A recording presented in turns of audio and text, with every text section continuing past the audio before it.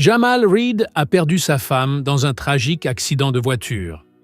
Pendant 5 ans, il a tenu une promesse sacrée. Envoyer $500 chaque mois à sa belle-mère. Ultime souhait de la femme qu'il aimait.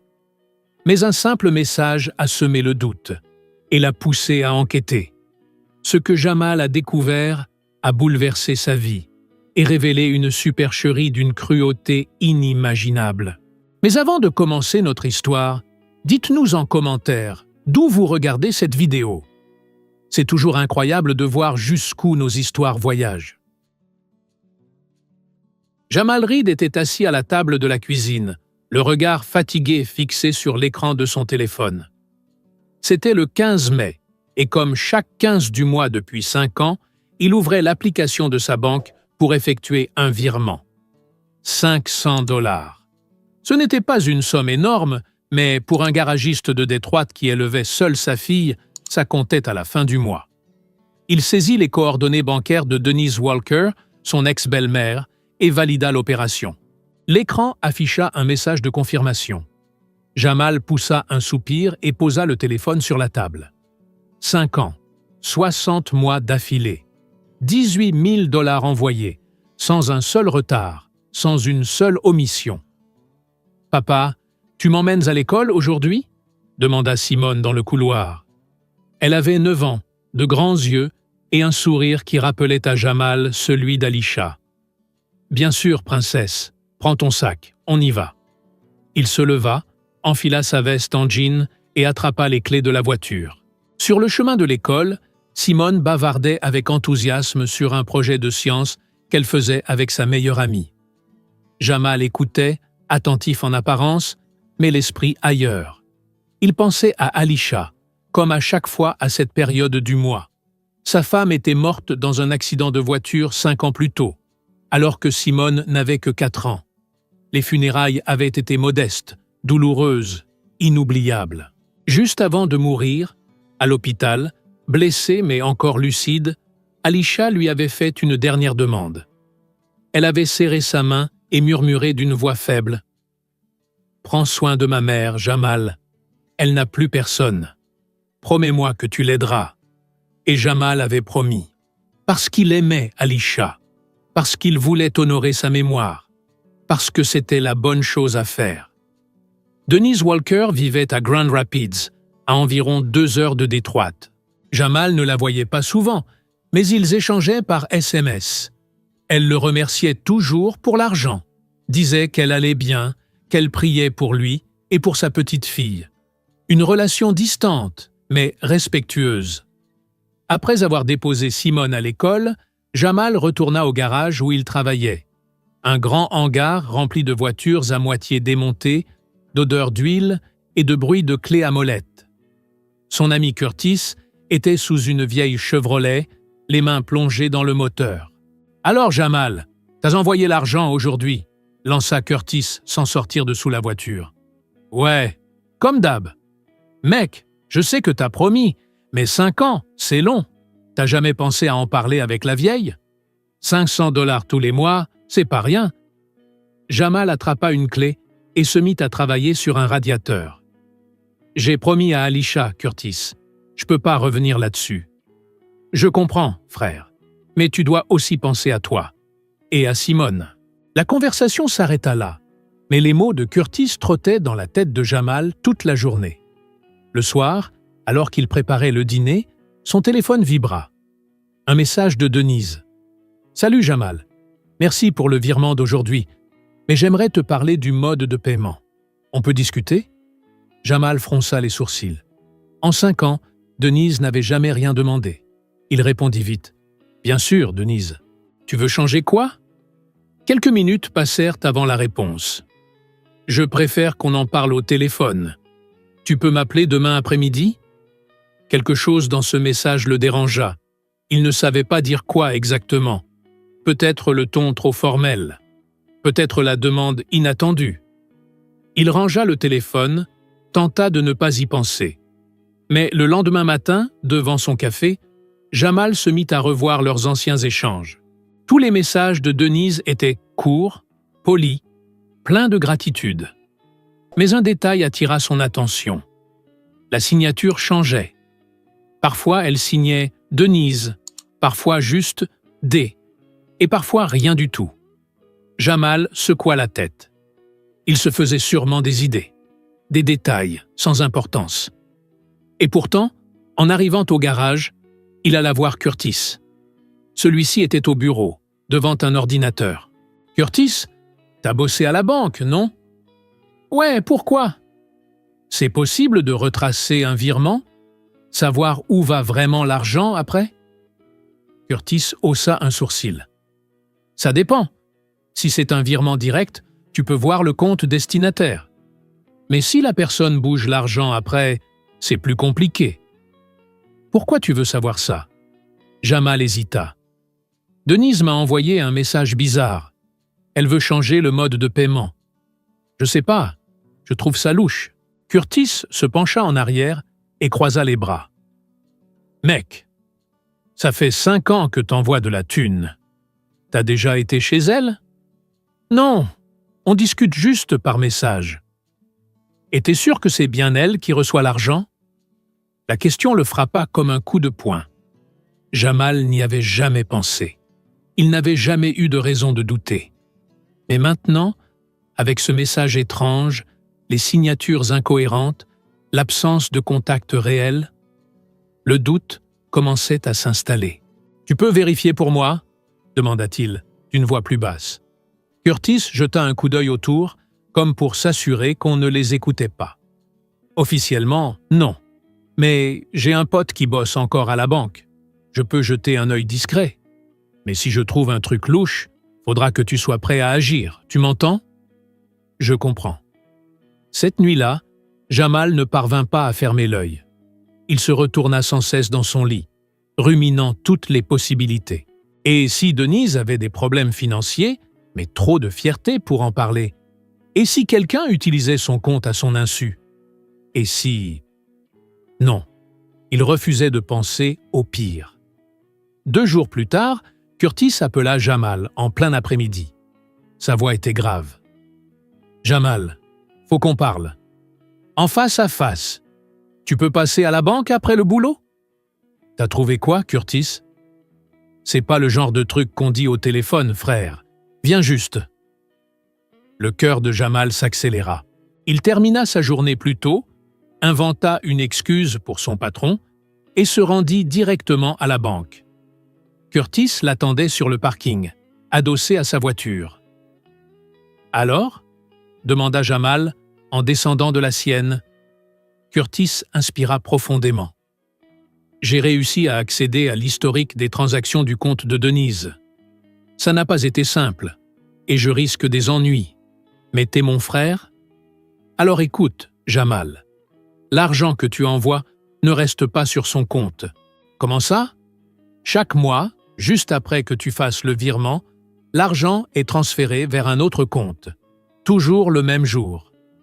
Parfois, seulement quelques heures après. Un frisson parcourut l'échine de Jamal. Et ce compte, il est à qui? Curtis jeta un coup d'œil autour de lui avant de répondre. J'ai pas pu obtenir le nom complet, mais l'adresse liée au compte n'est pas à Grand Rapids. C'est dans un endroit qui s'appelle Ann Arbor. Ann Arbor? Mais Denise vit à Grand Rapids. Justement. Et il y a autre chose. Les virements sont toujours faits en ligne, automatiquement. On dirait pas vraiment que c'est une vieille dame qui peine à utiliser son téléphone. Jamal s'appuya contre la voiture, les jambes soudain flageolantes. 5 ans. 18 000 $. Et il ne savait même pas vraiment où allait cet argent. Qu'est-ce que je suis censé faire maintenant, Curtis? Tu dois aller à cette adresse, à Ann Arbor, ou engager un détective, ou prévenir la police. Mais il y a clairement un truc louche, Jamal, et tu dois découvrir ce que c'est. Jamal leva les yeux vers le ciel, le cœur lourd. La promesse qu'il avait faite à Alisha, cette promesse sacrée qu'il avait portée pendant 5 ans, reposait peut-être sur un mensonge. Il ne savait pas encore toute la vérité. Mais une chose était sûre. Il ne pouvait plus ignorer le doute qui grandissait en lui. Jamal passa la nuit entière éveillé, les yeux fixés au plafond de sa chambre. Sur la table de chevet, à côté de lui, reposait le papier que Curtis lui avait donné. Une adresse à Ann Arbor, un lieu dont il n'avait jamais entendu parler, mais qui semblait désormais détenir toutes les réponses qu'il cherchait. Au petit matin, après avoir déposé Simone à l'école, Jamal appela le garage pour dire qu'il avait un problème familial. Ce n'était pas un mensonge. Il monta dans sa voiture et entra l'adresse dans le GPS. 1h40 de route. Assez de temps pour réfléchir, essayer de mettre de l'ordre dans ses idées, imaginer ce qui l'attendait. Le paysage changeait au fil des kilomètres. Détroit s'éloignait peu à peu, remplacé par des champs et de petites villes tranquilles. Jamal alluma la radio, puis la coupa aussitôt. Il avait besoin de silence, de réfléchir. Que ferait-il une fois arrivé? Frapper à la porte?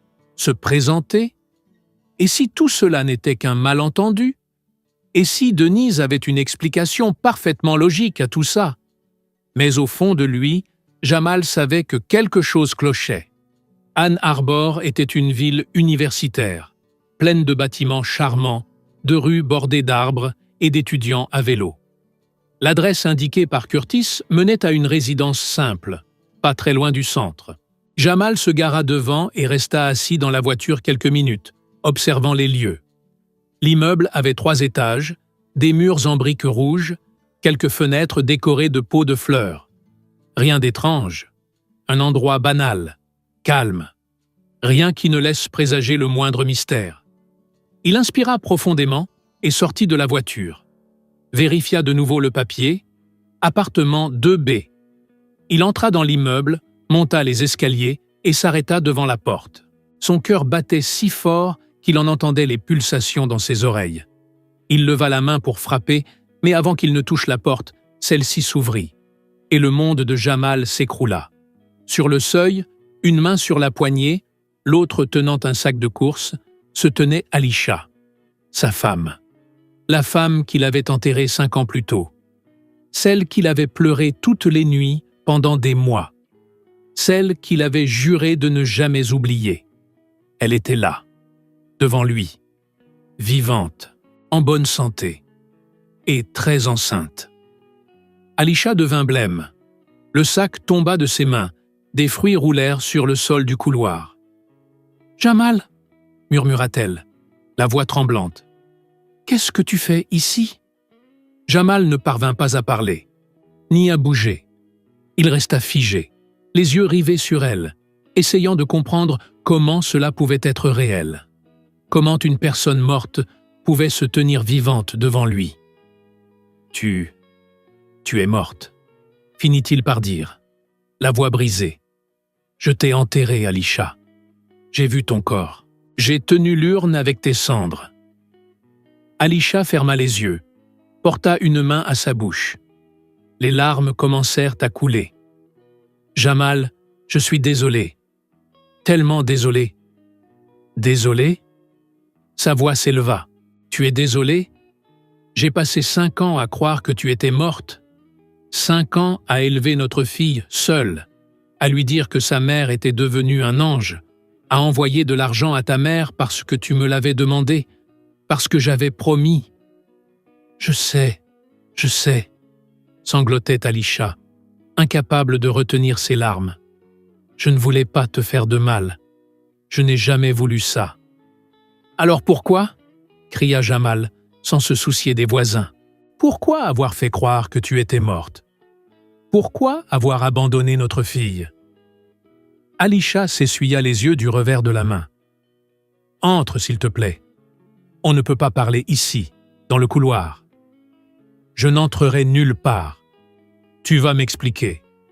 Maintenant, ici. » Elle inspira profondément, tremblante. « J'étais malheureuse, Jamal. Vraiment malheureuse. Je me sentais piégée dans notre mariage, piégée à Détroit, piégée dans cette vie. Je ne voyais pas d'issue sans te blesser, sans blesser Simone. Alors ma mère, elle a eu une idée. »« Ta mère ?» Le sang de Jamal se glaça. C'est Denise qui a organisé tout ça? Alisha acquiesça, les yeux baissés. Elle connaissait des gens capables de falsifier des papiers, un certificat de décès, des dossiers hospitaliers. On a tout planifié. L'accident de voiture était une mise en scène. Le corps que tu as vu à l'hôpital, ce n'était pas moi. C'était une femme sans famille, dont personne n'avait réclamé le corps. Les cendres, ce n'étaient pas les miennes non plus. Jamal recula, s'adossant au mur du couloir. Il se sentit vaciller. Tu as simulé ta propre mort. Tu m'as laissé croire que tu étais morte. Pourquoi, Alisha? Juste parce que tu étais malheureuse? Je sais que c'est horrible, injustifiable. Mais j'étais désespéré. Je ne savais pas comment m'en sortir autrement. Et l'argent? Demanda Jamal, la voix tremblante de rage. Les 500 $ que je t'envoyais chaque mois pendant 5 ans. C'était pour toi, pas vrai? Alisha garda le silence, le regard baissé. C'était pour toi, hurla Jamal. Toi et ta mère avez monté tout ce plan pour que je continue à payer vos factures pendant que tu faisais semblant d'être morte? Qui est le père de cet enfant, Alisha? Qui est l'homme avec qui tu vis maintenant? Jamal, je t'en supplie. Non. Me supplie pas. Tu n'as plus le droit de me demander quoi que ce soit. Il recula, descendit les escaliers en trombe. Alisha l'appela, cria son nom, mais il ne se retourna pas. Jamal monta dans sa voiture et démarra à toute vitesse, les mains tremblantes sur le volant. Il roula sans but pendant quelques minutes, puis s'arrêta sur le parking désert d'une station-service. Il posa sa tête contre le volant et éclata en sanglots. Des sanglots bruyants, incontrôlables. 5 ans de deuil, de douleur, de culpabilité. 5 ans à porter le poids d'une promesse qui n'aurait jamais dû exister. Et tout cela n'était qu'un mensonge. Il sortit son téléphone et appela Curtis. « Jamal? Alors? Qu'est-ce que t'as découvert? » « Elle est vivante, Curtis, » dit Jamal, la voix brisée. « Alisha est vivante. Je viens de lui parler. Elle est enceinte d'un autre homme et vit à Ann Arbor. Depuis le début, tout était un mensonge. » Curtis resta silencieux quelques secondes. « Mec, je sais même pas quoi te dire. C'est de la folie. J'ai besoin de ton aide. Il me faut des preuves. Des documents, des enregistrements, tout ce que tu peux trouver. Si elle a falsifié sa mort, c'est un crime, non? Ouais, gros. C'est grave. Fraude, faux et usage de faux, escroquerie. Elle peut finir derrière les barreaux. Et sa mère aussi. Alors aide-moi à prouver tout ça. Je veux qu'elle paie pour ce qu'elles ont fait. T'inquiète, on va trouver tout ce qu'il faut. Mais Jamal, tu tiens le coup? Jamal s'essuya le visage. Non, mais je vais m'en sortir. Parce que maintenant je connais la vérité. Et aussi douloureuse soit-elle, la vérité vaut toujours mieux qu'un mensonge. Quand il raccrocha, Jamal leva les yeux vers le ciel. Le soleil commençait à se coucher, teintant l'horizon d'orange et de rose. Il pensa à Simone, à sa fille qu'il avait élevée seule, convaincu que sa mère était au ciel à veiller sur elle. Il pensa à toutes les nuits passées à pleurer, à se reprocher de ne pas avoir su la sauver, à se demander s'il avait été un mari assez bon. Et tout cela avait été orchestré par 2 femmes qu'il aimait et en qui il avait une confiance aveugle. Jamal redémarra la voiture et prit la route de Detroit. Il avait encore beaucoup à faire. Les jours suivants furent les plus difficiles de la vie de Jamal. Il continuait sa routine comme si de rien n'était. Il emmenait Simone à l'école, travaillait au garage, préparait le dîner, l'aidait avec ses devoirs. Mais, à l'intérieur, il était brisé. Chaque fois qu'il regardait sa fille, il voyait le visage d'Alisha. Et ça faisait mal, d'une douleur qu'il n'aurait jamais cru possible. Mais Jamal savait qu'il ne pouvait pas s'effondrer. Pas maintenant. Il avait une mission. Et cette fois, ce n'était ni par amour, ni par loyauté. C'était pour la justice. Curtis lui avait recommandé un détective privé du nom de Richard Moss, un homme d'une 50aine d'années, spécialisé dans les affaires de fraude. Ils se retrouvèrent dans un café discret du centre de Détroit. « Alors, Monsieur Reed » commença Richard en ouvrant une chemise remplie de documents. « Votre ami Curtis m'a donné les grandes lignes. Votre femme aurait simulé sa propre mort il y a 5 ans et vous avez été amené à croire qu'elle avait péri dans un accident de voiture. C'est bien ça? »« C'est exact, » répondit Jamal d'un ton ferme. « Et vous êtes absolument certain que la femme que vous avez vue à Ann Arbor est bien votre épouse? »« J'en suis sûr. J'ai vécu avec elle pendant 7 ans, Richard. Je connais chaque trait de son visage. C'était elle. » Richard hocha la tête, prenant des notes. « Très bien. Parlons maintenant des preuves. Vous avez dit que vous aviez reçu un certificat de décès à l'époque. Vous l'avez encore? » « Oui. J'ai tout gardé dans un dossier chez moi. »« Parfait. J'aurai besoin de copies. Je vais également avoir besoin des relevés bancaires retraçant les virements que vous avez effectués au cours des 5 dernières années. Curtis m'a déjà fourni quelques infos, mais plus on a de détails, mieux c'est. » Jamal sortit son téléphone et montra l'historique des transferts. 500 $ tous les 15 du mois, pendant 60 mois d'affilée. Tout allait sur le compte de Denise Walker, mais l'argent était immédiatement transféré vers un autre compte. Richard analysa l'écran avec attention. C'est un schéma classique de fraude ou de blanchiment d'argent. Ils utilisent un compte relais pour brouiller les pistes. Mais avec les bons outils, on peut remonter la trace. Combien de temps ça prendra? Ça dépend. Si elles ont été prudentes, quelques semaines. Mais s'il y a eu des erreurs, et il y en a souvent, j'aurai des résultats en quelques jours. Jamal inspira profondément. Faites ce qu'il faut. Je veux qu'elle paie. Toutes les deux. Richard referma sa chemise et planta son regard dans les yeux de Jamal. Monsieur Reed, je comprends votre colère, mais je dois vous poser une question importante. Vous cherchez la justice ou la vengeance? Parce que ce n'est pas la même chose. Jamal prit quelques secondes pour réfléchir. Je veux la justice. Je veux qu'elle soit tenue responsable. Pas seulement pour moi, mais pour ma fille. Simone mérite de connaître la vérité. Et elle mérite une mère qui assume ses choix. Alors on va faire ça proprement. Il me faut 1 semaine pour rassembler les premières preuves. Ensuite, on remet tout au FBI. Une fraude fédérale, c'est du sérieux. 1 semaine plus tard, Richard appela Jamal. « On a assez de matière. Passe à mon bureau. » Quand Jamal arriva, la table de Richard était couverte de documents, de photos, de relevés bancaires, tout organisé comme un puzzle désormais complet. « Jamal, assieds-toi. Il faut que tu vois ça. » Richard pointa une photo. « Voici le certificat de décès de ta femme. Il a l'air tout ce qu'il y a de plus officiel. Tampon, signature du médecin, tout est en ordre. C'est celui qu'on m'a donné à l'hôpital. Sauf qu'en vérifiant le numéro d'enregistrement, j'ai découvert qu'il appartenait à une autre personne. Une certaine Sandra Mitchell, morte dans un accident de moto 3 jours avant le soi-disant accident d'Alisha. Quelqu'un a pris les données de Sandra et les a modifiées pour faire apparaître le nom d'Alisha Reed. Jamal sentit son estomac se tordre. Et les cendres? Très probablement celles de Sandra, ou d'une autre femme dont personne n'a réclamé le corps. C'est plus fréquent qu'on ne le croit. Richard prit un autre document. Et maintenant, la partie intéressante. Le compte bancaire de Denise Walker a été ouvert il y a 6 ans, 1 an avant la supposée mort d'Alisha.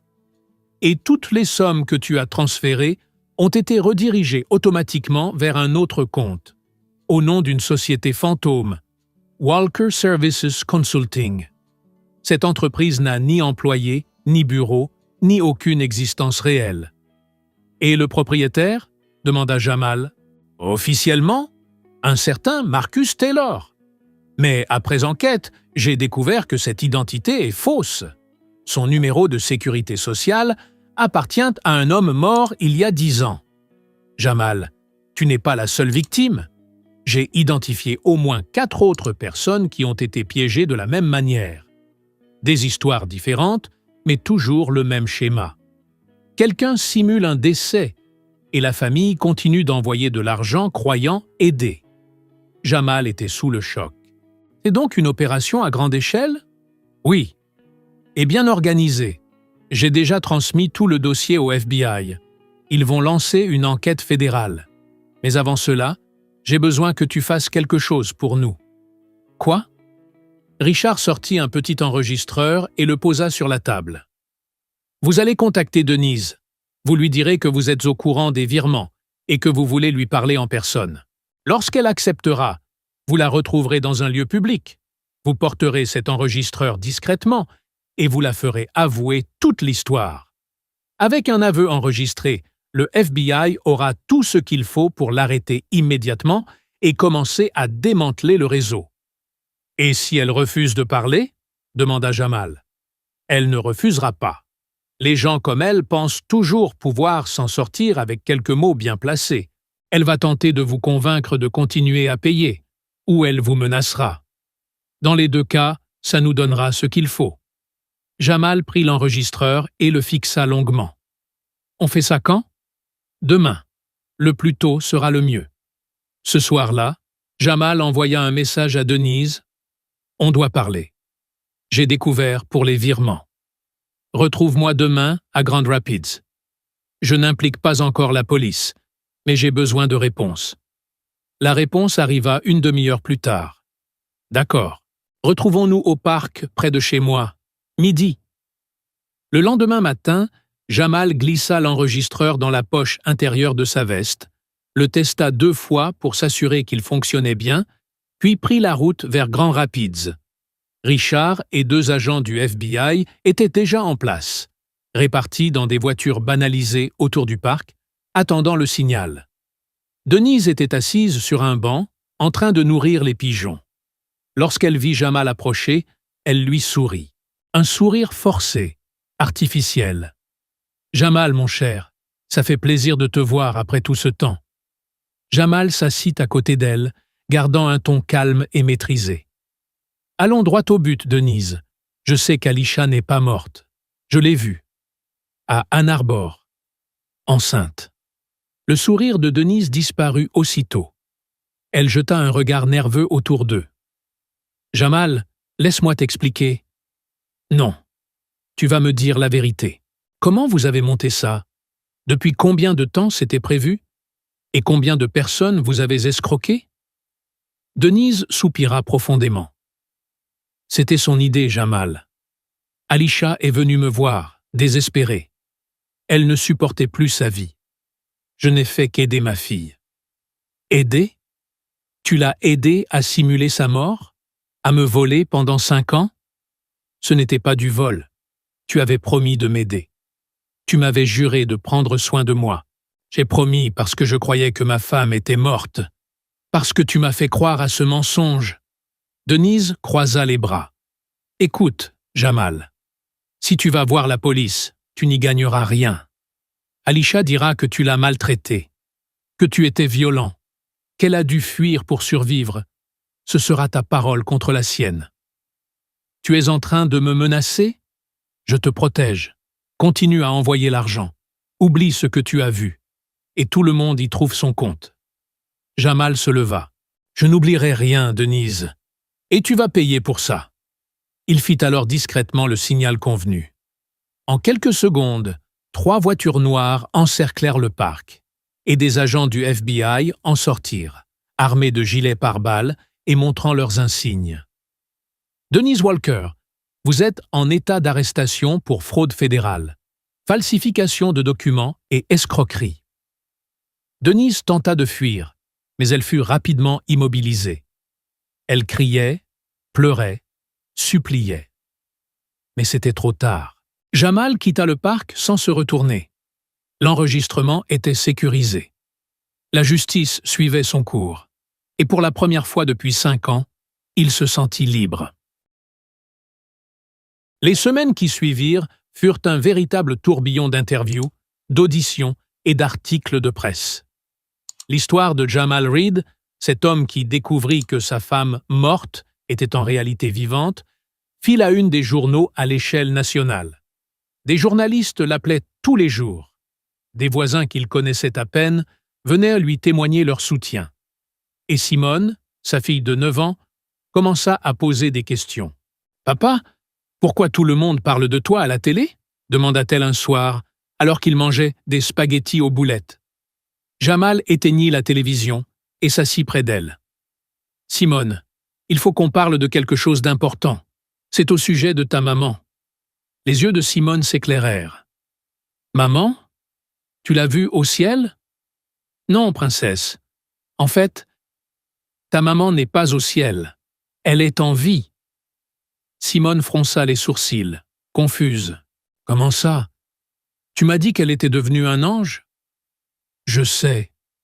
Et je suis désolé de t'avoir dit ça. Mais moi aussi, je le croyais.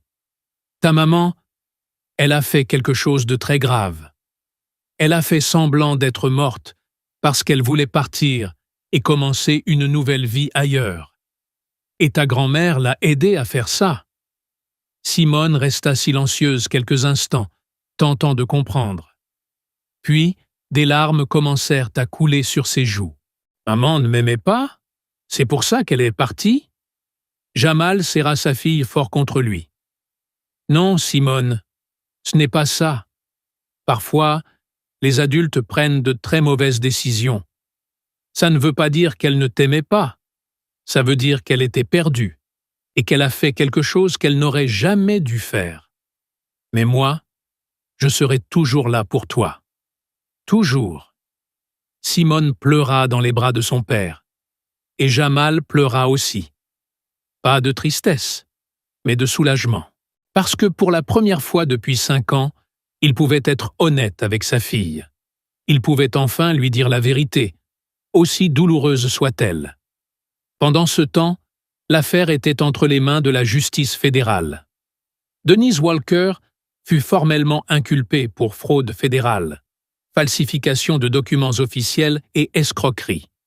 L'enquête du FBI révéla qu'elle faisait partie d'un réseau plus vaste, actif dans au moins 4 États différents. Un groupe spécialisé dans la création de fausses identités, de faux certificats de décès et dans la gestion de comptes bancaires fictifs. Au total, 17 victimes furent identifiées. Des personnes qui, comme Jamal, pensaient aider un proche disparu, alors qu'en réalité, elles finançaient une organisation criminelle. Le montant total détourné s'élevait à près de 500 000 $. Alicia Reed, désormais connue sous le faux nom de Alicia Carter, fut arrêtée à son domicile à Ann Arbor. Au moment de son arrestation, elle était enceinte de 8 mois. Les agents agirent avec précaution, mais sans faiblesse. Elle tenta de se défendre, en affirmant qu'elle avait été victime de violences conjugales, que Jamal l'avait maltraitée et qu'elle avait dû fuir pour sauver sa vie.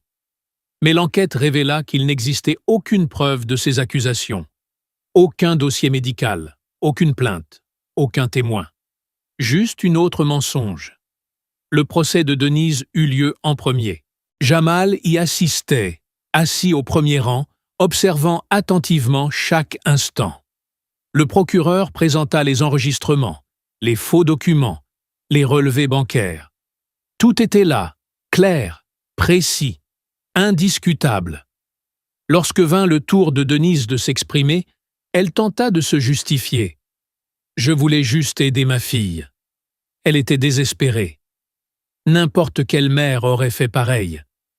Le juge, un homme aux cheveux gris et à l'expression sévère, la regarda sans ciller. « Madame Walker, aider votre fille ne justifie pas de commettre des crimes fédéraux. Cela ne justifie pas de tromper des personnes innocentes. Et cela ne justifie certainement pas de détruire la vie d'un homme et d'une enfant qui vous faisaient confiance. » Denise fut condamnée à 15 ans de prison, sans possibilité de libération conditionnelle, avant 5 ans. Lorsqu'elle entendit le verdict, elle éclata en sanglots.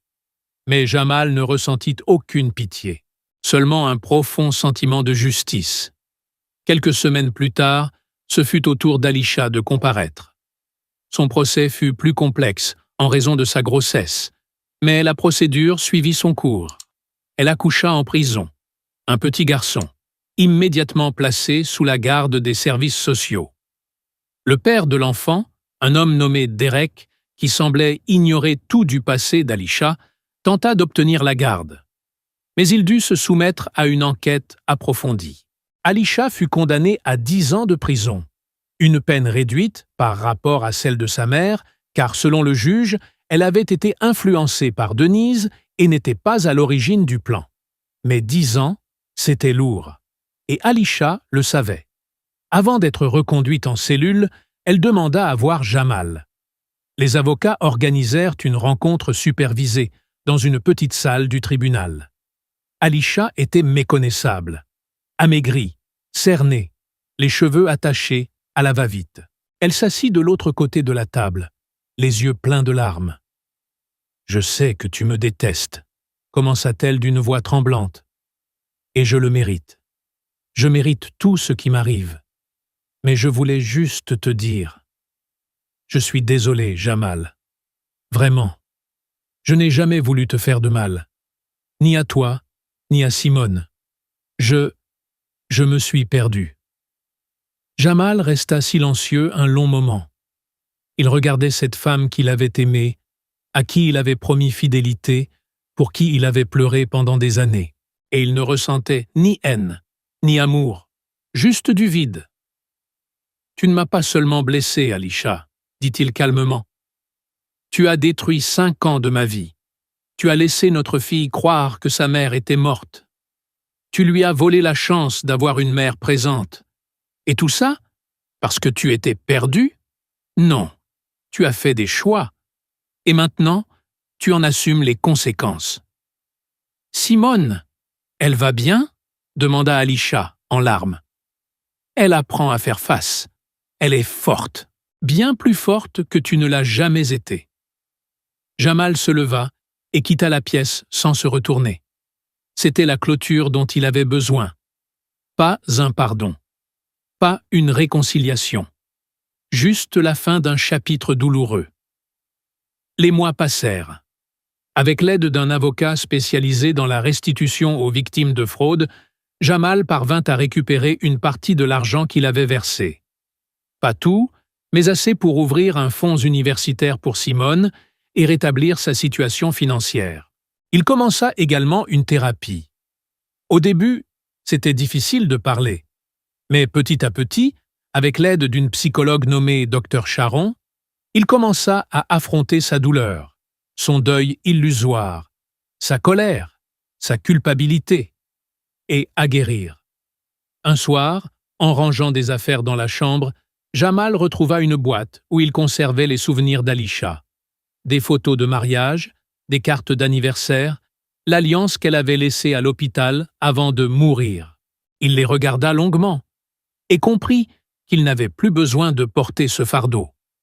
Pas parce que ces objets n'avaient plus de valeur, mais parce qu'il avait désormais reconstruit sa vie.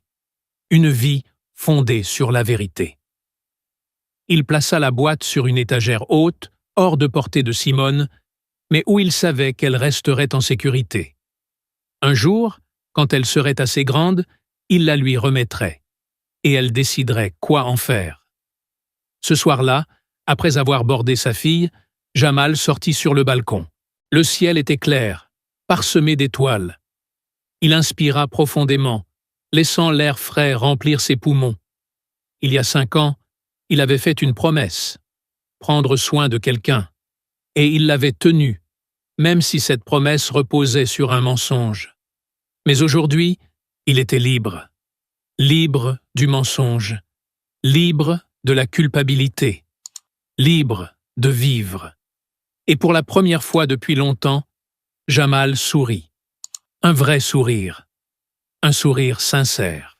Parce qu'il savait qu'en dépit de tout, lui et Simone allaient s'en sortir. Ensemble, ils allèrent bâtir une nouvelle vie. Une vie honnête. Une vie où la vérité avait plus de valeur que n'importe quelle promesse. Et vous? Avez-vous déjà fait tellement confiance à quelqu'un que vous n'avez pas vu les signes? Dites-le nous en commentaire. Qu'auriez-vous fait à la place de Jamal? Likez si cette histoire vous a touché. Partagez-la avec quelqu'un qui a besoin d'entendre ça aujourd'hui. Votre interaction permet à cette vidéo d'atteindre encore plus de monde. À très bientôt pour une nouvelle histoire.